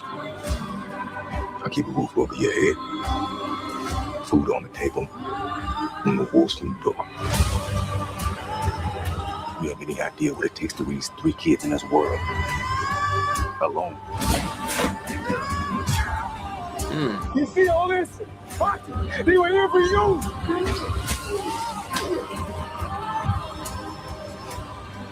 You only need to be one thing.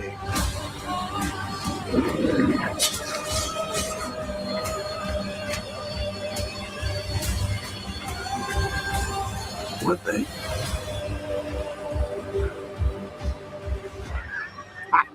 One thing.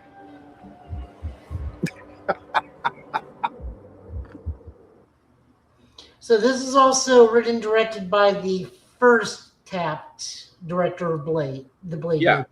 Okay, so there's a lot of elements in here. Yeah, there's a lot of Blade elements in this. You look at that nightclub and you look at Henry Jones, like, no, that would do is probably going to be this. Half this is probably that's a vampire club. Is it crazy enough that I mean, to see Marshall Ali, of course, we know he's not doing Blade, and of course, Kevin Feige tried to do a whole apology, but that's a whole other discussion. This movie is definitely different. I do see where the sword references come into place because he does not have a gun. This dude is walking around with a blade going to work.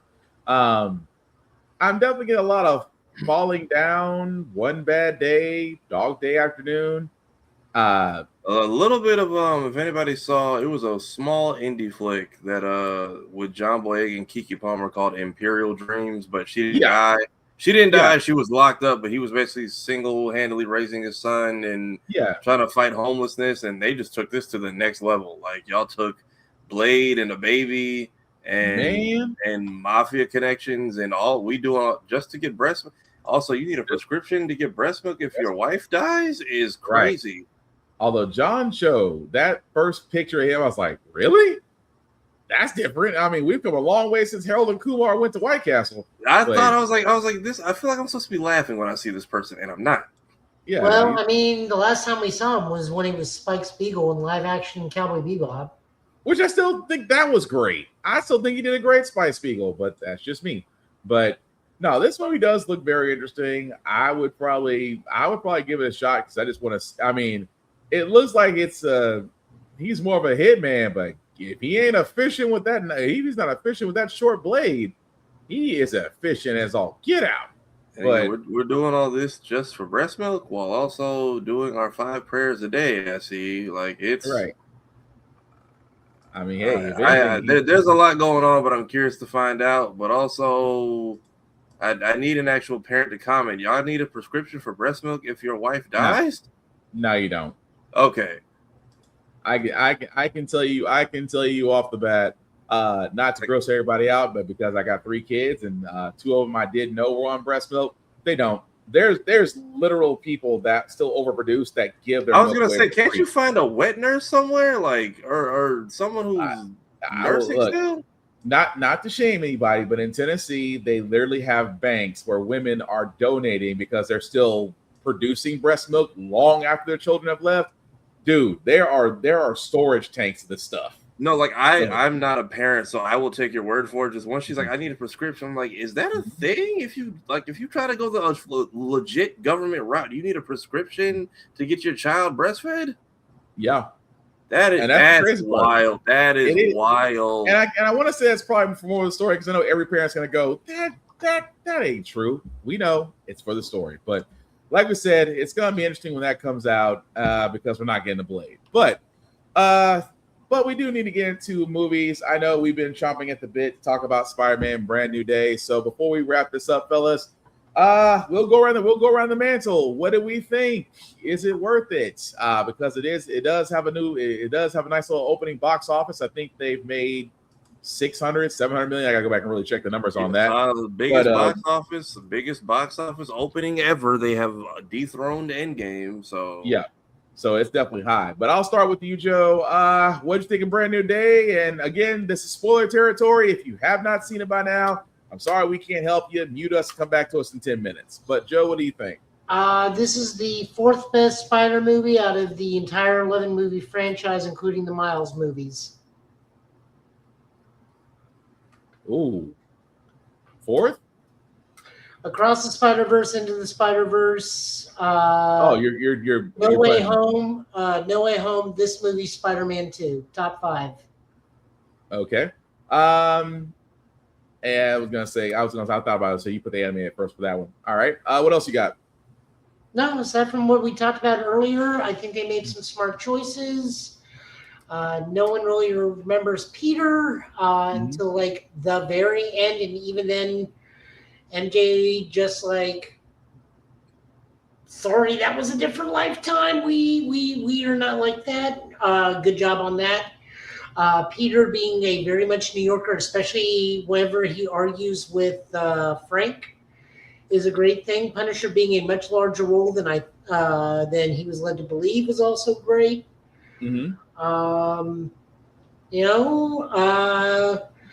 It was a great Spider-Man movie until it was no longer a Spider-Man movie once we got moving towards the back half. Then it was kind of like Marvel team up at that point, which is fine. The cameos were also really good. We're also slowly building the mutant universe. What else? Apparently, there was supposed to be a nightmare sequence where Peter does turn into Man Spider, and they cut it. I'm hearing all these. I'm hearing about all these cut scenes, and I'm thinking they're going to be like, "Hey, you thought that was fun? We're back." Well, it was also one of those. It was supposed to be so grotesque, like that scene of the spider molting. They really hung on that shot for. Yeah. There was supposed to be a nightmare sequence of him turning into Man Spider, like body horror turning into Man Spider, and they cut that. I know Rosario Dawson came out recently and said, "Yeah, they cut my scene as Night Nurse." Other than that, I think it was smart of them to give MJ a boyfriend and not name him, because every internet troll in the God Green Earth would have come out in droves. We all know who it was. It just didn't need to be said. Even in the credits, he was credited as the boyfriend. Good for them for dodging that bullet. Smart man. Ned, everybody has a ton of theories about Ned just being, because Ned's magical ancestry, he's more inherently resistant to the spell, which is why you think towards the end he remembers Peter via the muscle memory thing. Good job on them dodging the majority of the problem with the others, including Cornrow Peter. Yes. But no, like I said, this is my fourth favorite Spider-Man movie. I really had a good time with it. Fair enough. Tafara, what say you?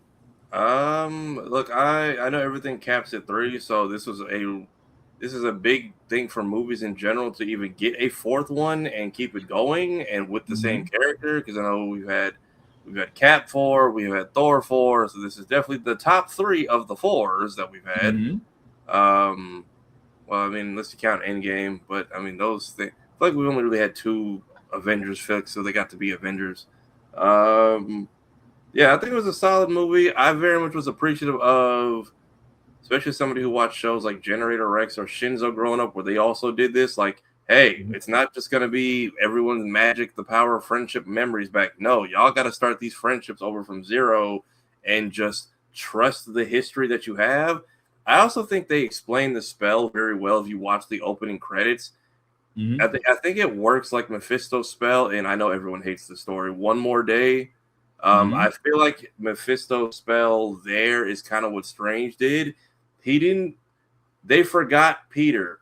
They didn't forget all the Peter memories. They just created a Peter-sized hole in everything. So somebody gave her the Black Dahlia necklace. Somebody was doing fist bumps, and none of them can remember who. Like, his face is just a blur every time he comes up.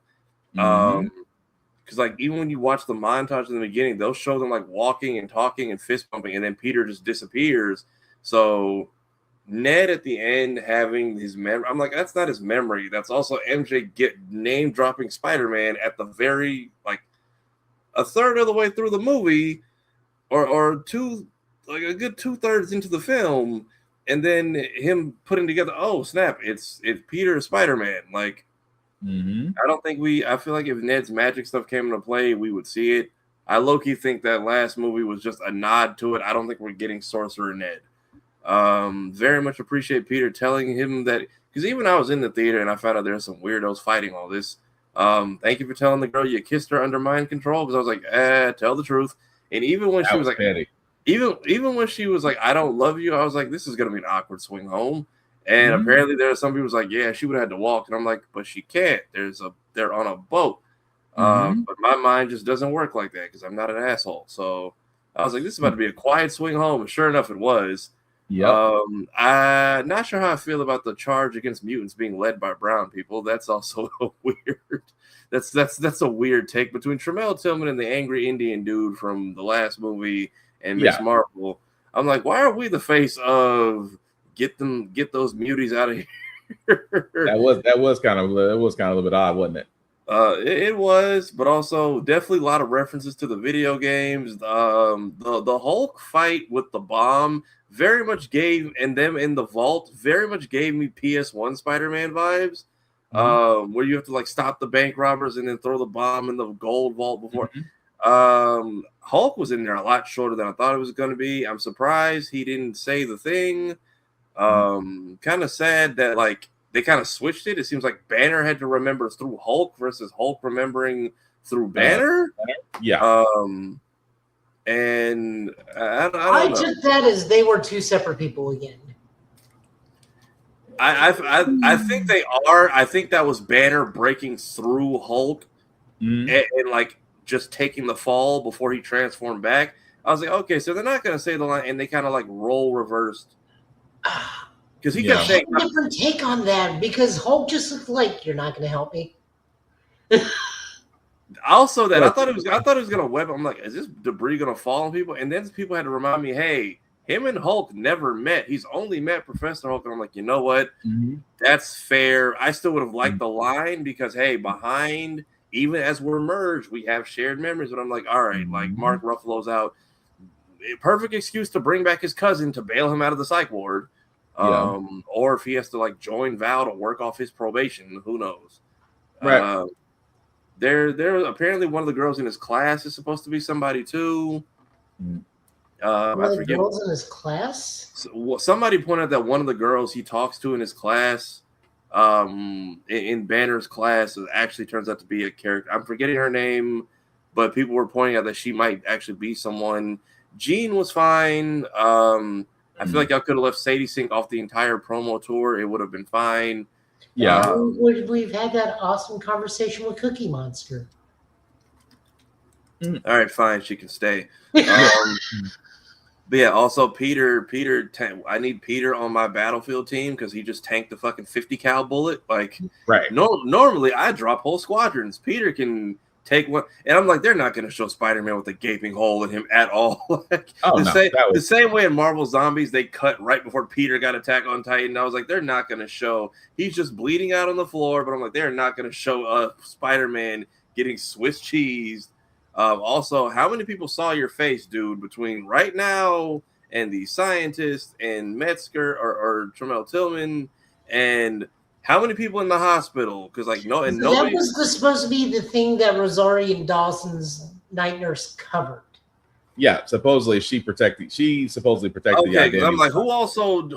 I'm like, they didn't show up to arrest Frank. Like, Punisher didn't. Yeah, no one's like, hey, the Punisher's in the hospital right now. Like, but also a lot of Spider-Man 2 vibes here. Like the city rallying around Peter becoming a symbol. Cry all the positive news, being at like rallies and getting the key to the city. I very much like Detective Wolf. I think she was great. Oh boy! I don't know if she's gonna meet her fate, but I do like her being like a mom to Peter. But I like the bookend where he doesn't like.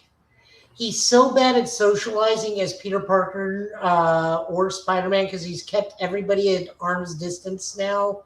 That he's shut out everybody in his life because he's lost everybody, that he just doesn't even take the time to get to know the person who's helping him the most. And by the end of the movie, he knows her kids' names. That's fair. It also makes me laugh that because like he's trying so hard to protect his identity. He's like, I can't let anyone see. It's like, but right now, if anybody learns who Peter Parker is, it's the equivalent of Lex Luthor finding out who Flash is. I know his identity. I have no idea who this is. And then you find out he's also got no living relatives or friends or family. Also, that I like how they sprinkled Yelena in because she's also as goofy as she's being, she knows that loneliness. So that was all of Thunderbolts. So her also not wanting to be around Val, so she has her own office down in the spa. But like I don't think Val's a thing anymore because she knows that they are the new Avengers, not the Thunderbolts. So I think this is post Thunderbolts. It's post Thunderbolts, but Val is clearly the one hooking everyone up with brand deals and bullshit, and also managing. Right. Because now Val is under their thumb. And Val is working with them is keeping Val out of prison because she was under investigation, which now it was like, surprise, I was actually building the new Avengers. So long as they're all keeping each other from like charges, basically. Self-mutually assured destruction, but war games. But yeah, the movie was great. End credit scene, interpret how you want. But I'm okay with Peter having to start over and just like rebuild himself, and doesn't just power friendship all his people back. I just don't want him and MJ to get back together. Because at least in this movie, we know I'm more of a proponent for that in the comics, even though by now it makes much more sense than he and Felicia are permanently a thing, but they actually played that out in the Black Cat comic. But beside that, I think it's time for them to move Peter on beyond MJ in the MCU, because they can do that in the MCU. But that is kind of fair though, and not to cut you off, Joe, because I definitely want to get my piece in before we wrap it up. Sorry. No, outside of everything that you guys said, it again, loved it, great. It was a soft reboot for the MCU. At the same time, Peter still trying to do everything on his own, eventually finding out that you can't do everything on your own. The brotherly little brother, big brother talk with Frank was still funny as all get out to watch. Like we said about MJ and the whole protection behind the boyfriend of the, whose name shall not be named, who not should be said. And of course, with Jean moving on to where she's going to, kind of sets up that story as well. And even to the point to where, again, the whole idea of that with some scenes that should have been cut really should have been added, especially with the spider, especially with the man spider. Again, not knocking the hand fights. That's all Jackie Chan's stunt team. Loved every bit of that. But yeah, outside of that, even with the after credit scene, it does leave a lot to the imagination. But overall, Brand New Day to me was great. But I won't be shocked if they do what they did with No Way Home, when it's like, hey, we have 11 minutes of footage we found. Go see the director's cut. Like, man, we hope like I said, we really hope they do. Especially with director cuts. That's because we still need DVDs. Yeah. But with that being said, we are definitely going to go ahead and wrap it up. Just because for time constraints. We do thank everybody that watched. This is pre-recorded. Thank you for watching us as the pre-record then went live, and for commentary, because we know Kira, you're definitely gonna get on us about that pizza when you see this. But as we do shameless plug before you get out of here, I start with the man, the myth, the legend, Tafari. Let people know what you're doing, where you can be found, sir. Yeah, Tafari TV, main channel. Now I need to work on a new video now that X-Men 97 is done, which I thought we had 9 episodes. I didn't know it was going to be 8. Damn, Storm ate a mean 2-piece on this one. But other than that, Tafari TV Gaming, I'm going through IGPX, and I will try and be I need a cozy game after Zatch Bell. You can catch me playing Finding Nemo tomorrow. But that is about it for me. We are on, roll it on to Joe. All right. And Joe, want to let people know what you're doing, where they can find you at, sir? And you're muted, Joe. Microphone. We apparently have one more episode of X-Men next week. Yeah. Do it? Yeah. Yep, there's one more. Okay. No, I am around. I am going to try and stream more often now that I can. We'll just figure it out as we go along. Make more folks rage quit. Huh? I'm messing with you. I said make more folks rage quit. We'll find out. I can't control other people. Mm-hmm. Like I said, that whole match was just good reads on my part. That's all that was. Yeah, I'll be streaming more Street Fighter. We'll go back to some of the Saturn stuff, because after I finish Gundam, I do want to do Burning Rangers. Other than that, I'm over at Middle Tennessee Gaming Tuesdays, Thursdays, and Saturdays. This week will be an exception because Magic the Gathering is doing the Hobbit pre-release, so come on down for that. Other than that, I'm just around.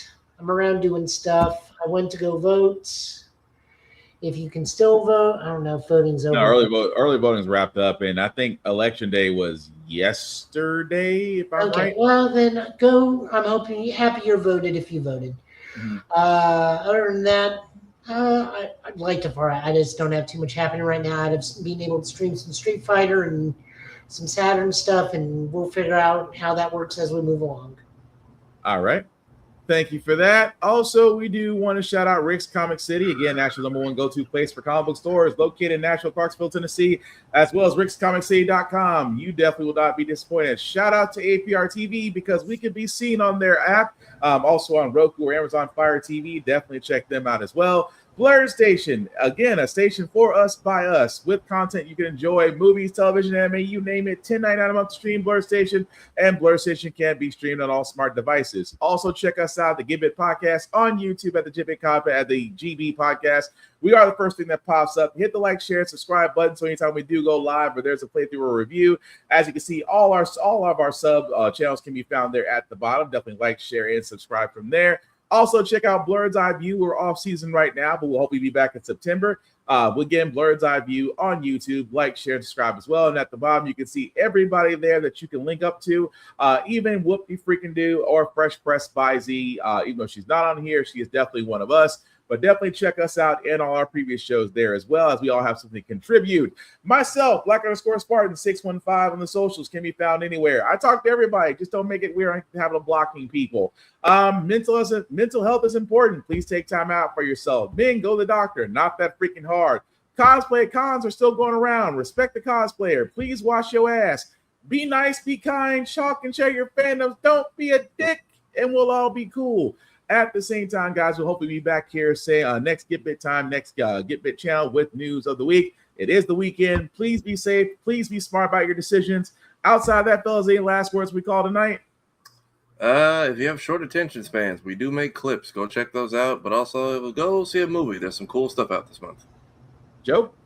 Yeah, go see stuff. I got a free movie ticket because my Amazon Prime experience for Spider-Man, my theater got flooded, so damn. I will probably be using that ticket to go see Coyote versus Acme for free. If not, I'll definitely go see Supergirl for free. One of the two. Nice. Well, with that being said, guys, thank you all for watching. I've been Spartan. He's been Tafara TV. He's been Show I Got Joe. This is the Big Game Podcast for tonight, guys. Thank you all for watching. Please take care of yourselves. And again, we will somehow get through this. Please stay safe and hydrated. The sun's trying to kill us. Peace.